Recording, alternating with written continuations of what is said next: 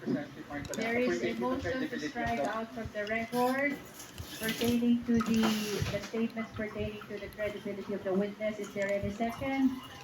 Same has been seconded. Any objection? Hearing none, the motion is approved. Please strike out from the record all statements of the Honorable Marcoleta pertaining to the credibility of resource person Ramil Madriaga. Ako kung walang natira dun, ma'am. Sana yung final lang kasi Please understand at that least the issues Filipino concerning people are watching kahit credibility na pinastrike out niyo yung mga must be statements ko. raised in the trial Ma'am, and not in this clarificatory when you were hearing. interviewed before the media, ma'am, sinabi nyo you're here to test the credibility Please of the confine witness. your manifestation to what is happening in this Madam proceeding. Chair, Madam Chair, point The of Honorable order. Diaz Suarez. Are we backpedaling? With the permission of Congressman. Final sentence.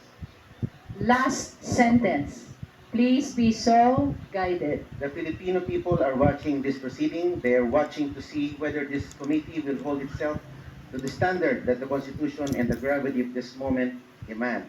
I am confident that the honorable members of this committee are fully capable of meeting this standard. I make this manifestation in faithful service to this institution, to the truth, and to the Filipino people. Thank you, Madam Chair. All right, we proceed to our next witness.